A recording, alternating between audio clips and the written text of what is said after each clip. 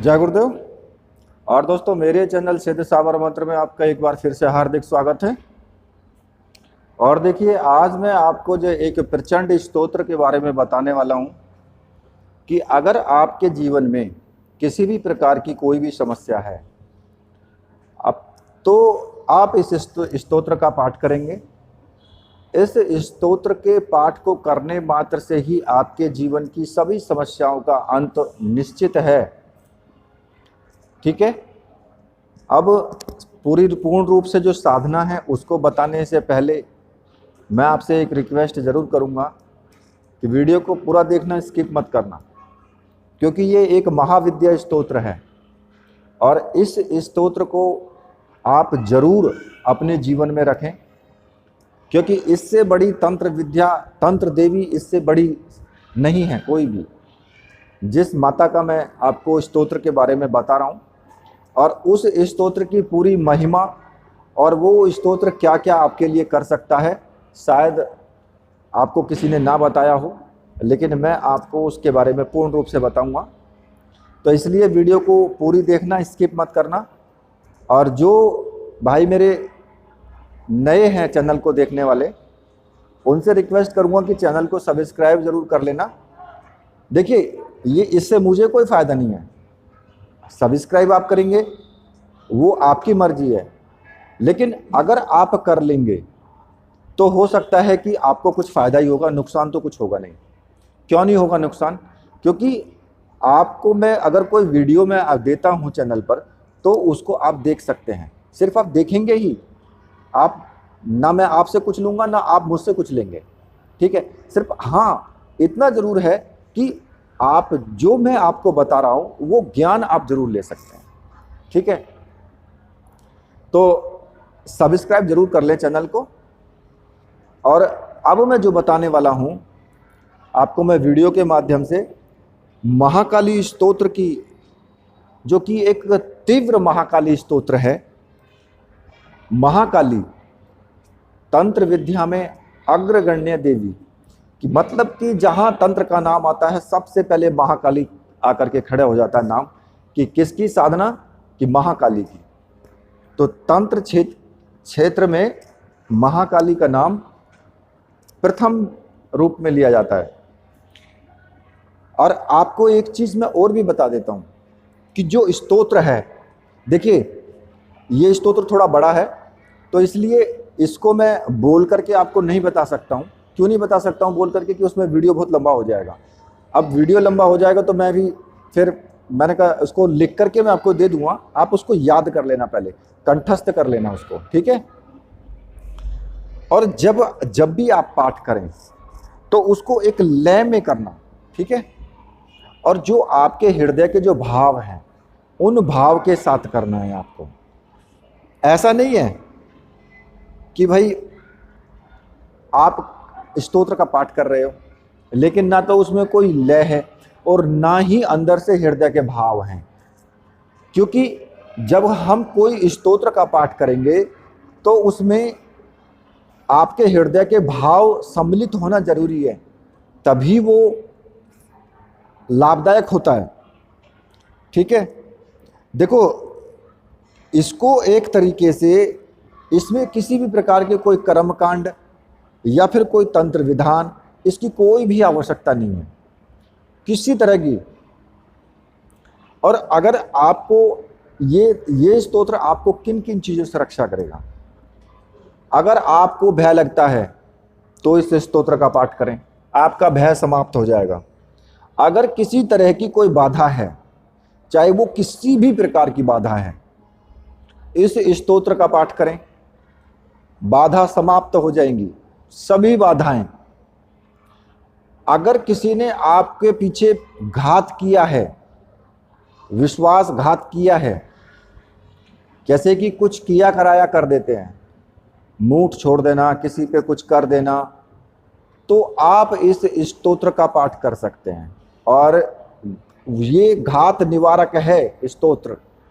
अगर किसी के ऊपर कहते ना कि मूठ छोड़ दिया है या घायल छोड़ दी है, तो ये उसका भी निवारण करेगा। ये स्तोत्र इतना शक्तिशाली है कि उसका भी निवारण हो जाएगा। सिर्फ पाठ करने से ही आपको अपने जीवन के लिए कई प्रकार की अनुकूलताएं तो स्वतः ही मिल जाएंगी अगर आप इस स्तोत्र का पाठ करते हैं। ये एक अभीष्ट सिद्धि को प्रदान करेगा तुम्हें, ठीक है ना।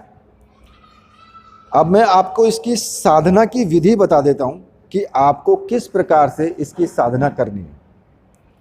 और ये आप होलाष्टक में भी कर सकते हो और किसी भी शुभ पर्व पर कर सकते हो, या फिर किसी भी कृष्ण पक्ष के मंगलवार से या अष्टमी से शुरू कर सकते हो। अब ध्यान से सुन लेना, कृष्ण पक्ष के मंगलवार से या फिर अष्टमी से शुरू कर सकते हो इस साधना को, ठीक है। और ये इसकी जो विधि है वो बहुत ही सरल है। इसमें आपको कुछ नहीं करना है, केवल आपको 21 दिन तक रात्रि में लगातार आपको 51 पाठ करने हैं। प्रतिदिन 51 पाठ 21 दिन तक लगातार।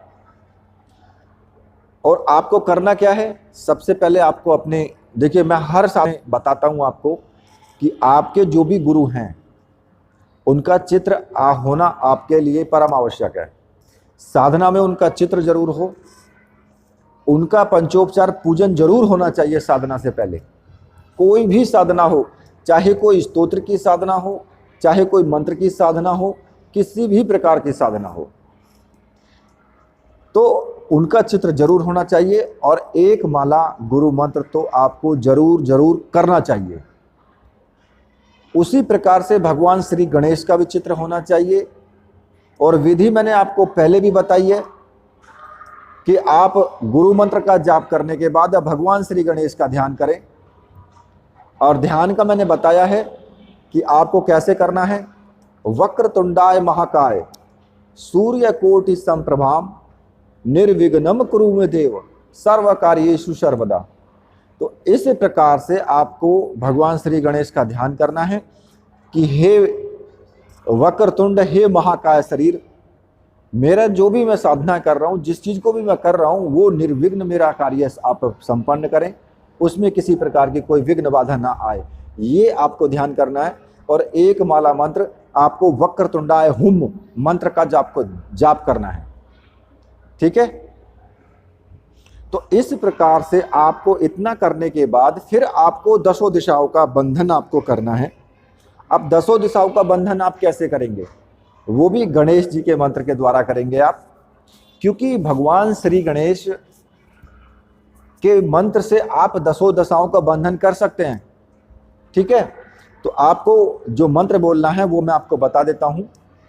वज्र नखाय महादंताय 10 दिशो बंद बंद हुम फट स्वाहा, ठीक है। तो आपको इस मंत्र से एक पुष्प ले लें और पुष्प से आपको क्या करना है, पानी में भिगो करके तरफ छिड़क दें पानी को मंत्र बोलते हुए, तो ये 10 दिशाएं बंद जाएंगी। अब आपको महाकाली का चित्र आपके पूजा स्थान में जरूर होना चाहिए। लाल रंग का वस्त्र चौकी पर बिछा हुआ हो और लाल रंग के पुष्प जरूर होने चाहिए। एक घी का दीपक जरूर जलना चाहिए। और दूसरा, कुछ पुष्प, अगरबत्ती या धूपबत्ती जो भी है, मतलब कि जो पूजा में सामग्री लगती है वो आपके पास होनी ही चाहिए। सिंदूर का तिलक माता को लगाना है। और उसके बाद जब आप इतना कर लें तो तन्मय होकर के एक हृदय से माता को प्रणाम करते हुए आपको 51 पाठ महाकाली स्तोत्र के करने हैं। और जब आपके 51 पाठ समाप्त हो जाएं प्रतिदिन, तो स्तोत्र करने के बाद आपको तो चित्र के समक्ष जो है तुमको अगरबत्ती, अक्षत चढ़ाने हैं, कुमकुम, मिष्ठान चढ़ाना है। वो सब आप जब आपका जप पूर्ण हो जाए उसके बाद आपको चढ़ाना है, ठीक है। तो जब आप इतना काम कर लें, ये 21 दिन तक आपको करना है। और प्रत्येक जो इसके जो स्तोत्र हैं ना, कि ये आपको 8 इसके श्लोक हैं। तो 8 श्लोक जो हैं, हर एक श्लोक अपने आप में एक तीक्ष्ण प्रभाव लिए हुए है। ठीक है, कहते हैं ना कि ये केवल महाकाली की साधना केवल तांत्रिकों के लिए ही नहीं है कि भाई केवल तांत्रिक ही इसको कर सकते हैं या उन्हीं का जन्म सिद्ध अधिकार है। ये स्तोत्र गृहस्थ साधकों के लिए भी उतना ही फलीभूत है। गृहस्थ साधक भी इसको कर सकते हैं। और अपने जीवन में जो भी परिस्थितियां हैं, जो उनके दुर्भाग्य के कारण जो पैदा हुई हैं, जो असहाय हैं, दीन जर्जर शमशानवासी उनका जीवन बन गया है, मतलब कि एक तरीके से एक नीरसता है जीवन में कुछ है ही नहीं, उनको एक तरीके से शमशान पर विजय प्राप्त करने वाली ये स्तोत्र की साधना है जो मैं आपको बता रहा हूँ। इतना तीव्र स्तोत्र है ये, और संभव है आपको सभी प्रकार की खुशियाँ, सभी प्रकार से आपका मन प्रफुल्लित रहे, ये संभव है। तो इस साधना के द्वारा संभव है। और इस साधना को पूर्ण रूप से श्रद्धा पूर्वक आपको करना है। जितनी आपकी श्रद्धा होगी उतना ही फल आपको जरूर मिलेगा। माता के दर्शन आपको बिंबात्मक रूप में जरूर होंगे।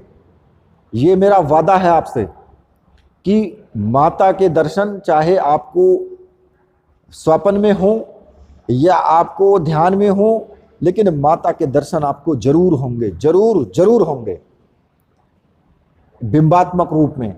साक्षात तो मैं नहीं कहता हूं, लेकिन क्योंकि साक्षात करने के लिए तो बहुत कुछ करना पड़ता है, लेकिन आपको बिंबात्मक रूप में दर्शन जरूर होंगे। और आप इस प्रकार से हर प्रकार के दुख दरिद्रता, हर प्रकार के संकट को आप इस स्तोत्र के द्वारा काट सकते हैं, खुद काट सकते हैं। किसी की क्या मजाल जो फिर आपकी तरफ उंगली भर के या आंख उठा के देख ले। तो इस प्रकार से ये साधना बहुत ही अच्छी साधना, बहुत प्रचंड साधना है इस स्तोत्र की। और स्तोत्र मैं आपको लिख करके दे दूंगा डिस्क्रिप्शन में, वीडियो में नहीं दूंगा, डिस्क्रिप्शन में लिख करके दूंगा, क्योंकि डिस्क थोड़ा सा बड़ा है, तो इसलिए मैं सोच रहा हूँ कि आपको डिस्क्रिप्शन में ही लिख करके दे दूँ, तो आप वहाँ से नोट कर लेना। और हो सकता है मैं दे भी सकता हूँ वीडियो में, तो आप वहाँ से भी नोट कर सकते हो।